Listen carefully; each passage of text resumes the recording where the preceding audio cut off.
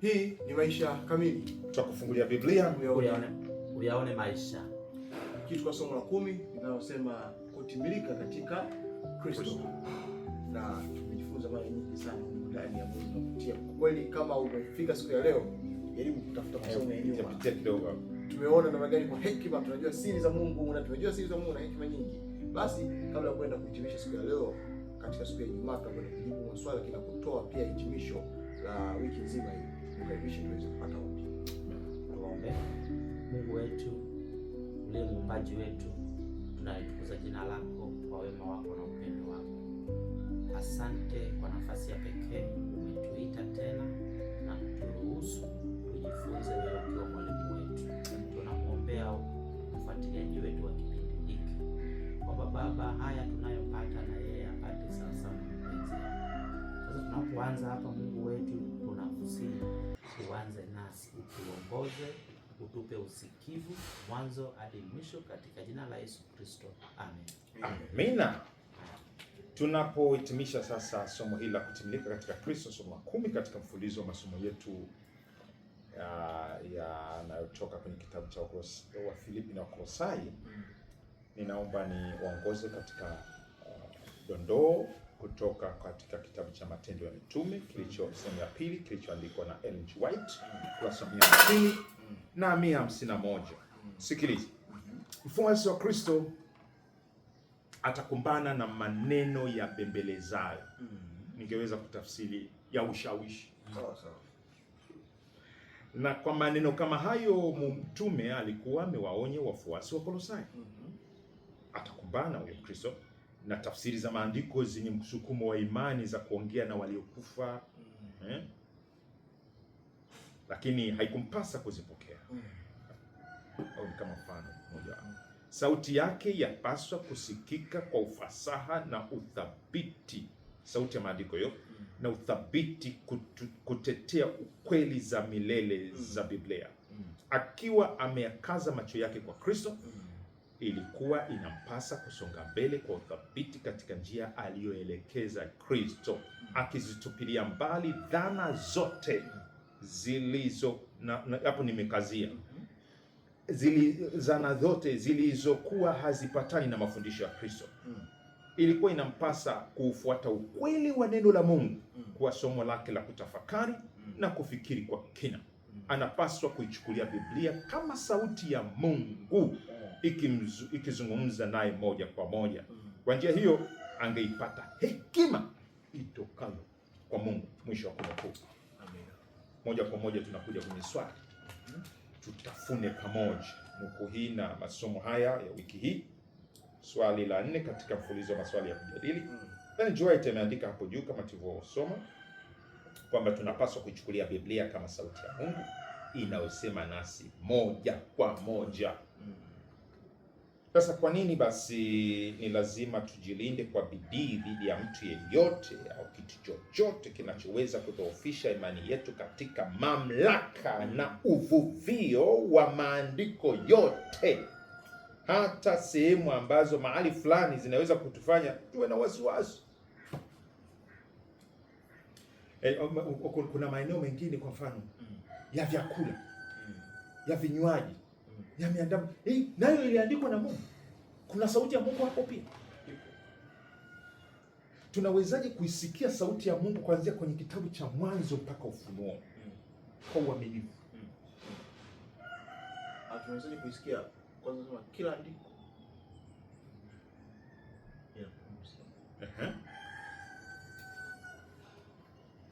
Narudi katika somo letu la wiki hii, kiongozi na hadisia.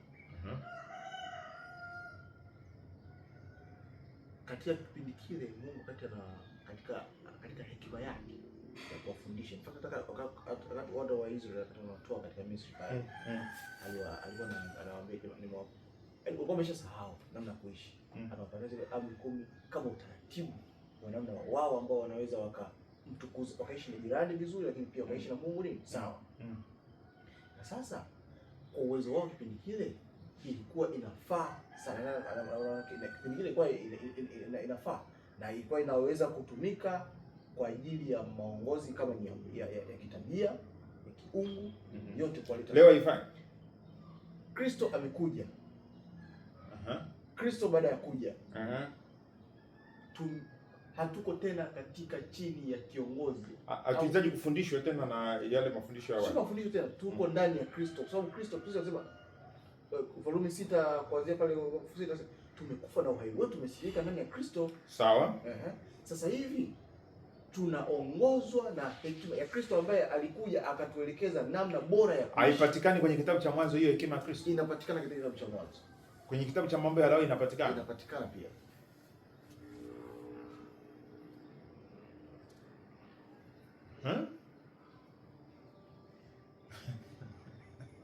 Lakini hebu sikiliza. Kuna mtu angesema, niko ndani ya Kristo. Mimi nenda na Agano Jipya.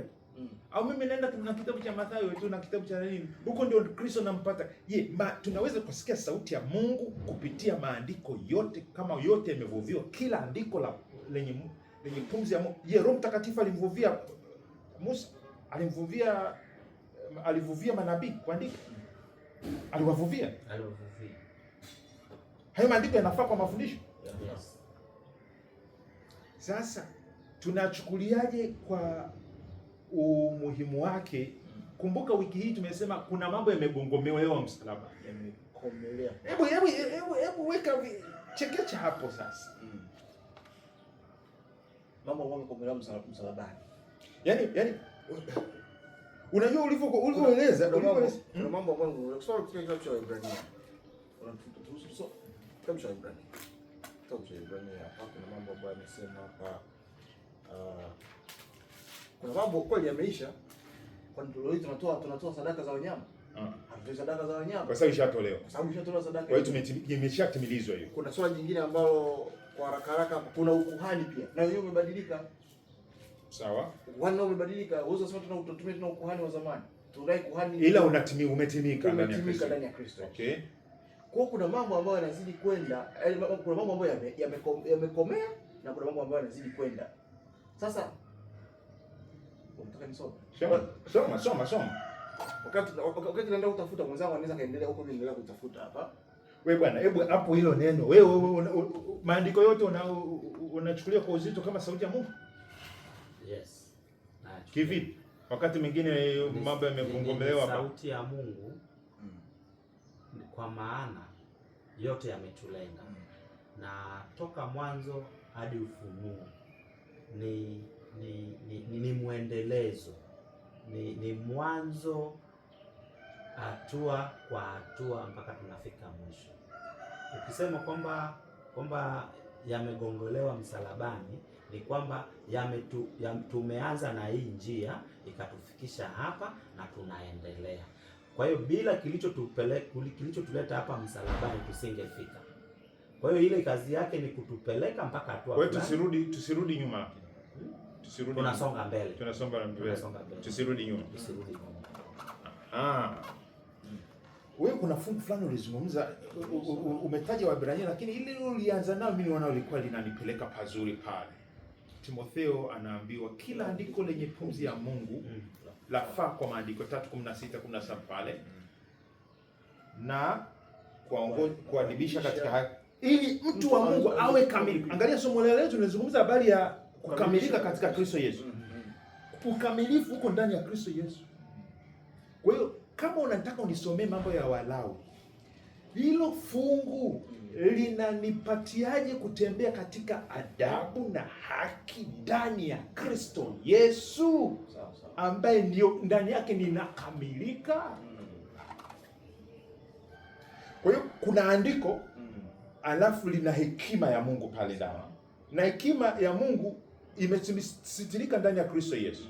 Na Luka sura ya ngapi ile sura ya mwisho kabisa pale Yesu anawaambia, anasema haya maandiko yote kuanzia Musa na manabii yanazungumza habari zangu. Kwa hiyo kwa lugha nyingine tunatakiwa kusoma sasa kama sauti ya Mungu, lakini inayotuelekeza kwa Kristo. Sawa. Kusoma kwa sauti ya Mungu inatuelekeza katika Kristo. Maana Kristo ndio the express image of God, ndio ukamilifu wote wa Mungu katika mwili. Warumi anasema ndio lengo la sheria. Kwa hiyo tunaweza tukamwelewa Kristo pia kwa kusikiliza nabii alivyomsimulia. Sasa ndio maana Kristo alikuwa anamaanisha vile. Kumbe ametoa naye huko. Maana Yesu anasema mimi sikuja kutangua Torati na manabii, nimekuja kutimiliza. Kwa hiyo Torati na manabii tuzungumze kana kwamba tuisome kana kwamba inayoelekeza kwa Yesu Kristo. Imekaje? Sabato inayoelekeza. Sabato inayoelekeza. Miandamo inayoelekeza. Sabato sipokuelekeza kwa Kristo sio. Tadhani kama tumemaliza yote. Kuna maswali mengine tena? Mimi nadhani tumeyamaliza. Hilo ndilo kubwa zaidi. Sasa ikiwa kama una dukuduku, maana Paulo nimempenda pale alipokuwa anawaandikia Wakolosai sura ya 2 pale anasema nataka ujue juhudi yangu nilionayo kwenu na hata kwa makanisa yaliyoko kule na nini. Juhudi. Sasa naomba nikwambie, wewe umekereketwa nani juhudi yako, wivu wako nini katika somo la wiki hii ambao ulitamani ushushe katika sentensi moja kabla hatujamwachia? Mimi kilichonikereketwa ni kwamba nisikubali vishawishi. Amina. Mabembelezo ya pembeni. Kristo tu. Vishawishi viko vingi. Na Kristo mwenyewe ametuambia kwamba dunia anaielewa, kuna kula nyama ndio utakuwa vishawishi. Mimi kilichonifurahisha ni kwamba sasa siko tena chini ya au utumishi ambao hauko ndani ya Kristo. Sasa niko ndani ya Kristo. Amen. Sasa ninahitajika kuenenda sawa sawa kama na Kristo, sio tena kama andiko ambalo linaloua. Mimi sasa hivi niko huru. Hakuna wa kunihukumu tena. Maisha yangu yamefichwa katika Kristo Yesu. Wewe huyu, mimi huyu. Amen. Amina. Ngoja na mimi nijidai katika Bwana. Amen. Mimi si hukumiwi. Amina. Amina. Ukiniletea hiyo sheria na angalia hiyo sheria iko mimi nimefichwa ndani ya Kristo Yesu, nimekufa pamoja naye na nimefufuka pamoja naye. Bwana Yesu atukuzwe sana. Tunatamani kusikia kutoka kwako pia, umeguswa na lipi katika mfululizo wa masomo yetu ya wiki hii kukamilika ndani ya Kristo Yesu. Tuombe. Baba yetu wa mbinguni, tunakushukuru kwa ajili ya masomo haya, kwa kutuleta tena katika mizizi yetu, kuturudisha kwenye mizizi yetu, tujengwe na tuendelee kama tulivyopokea Kristo Yesu. Sasa Baba, hekima ya Kristo ikaongoza, maarifa yake yakawe nuru mbele yetu na hata kwa msikilizaji wetu, ili tukazidi kukamilika katika yeye kama Kristo tulivyompokea, tupatie kuukulia wokovu huu, ni katika jina la Yesu Kristo. Amen. Amen. Asante sana ndugu mtangazaji na mfuatiliaji kipindi chetu hiki. Tumemaliza somo la 10. Wiki ijayo tunaenda somo la 11 ambalo linasema kuishi pamoja na Kristo. Amen. Somo zuri sana hilo. Usikose. Mimi ni Arnold Lubinza. Enos Mwakalindile. Nani Geoffrey. Karibu sana hapa ni Dar es Salaam, Tanzania. Maeneo Temboni. Karibu sana. Amen.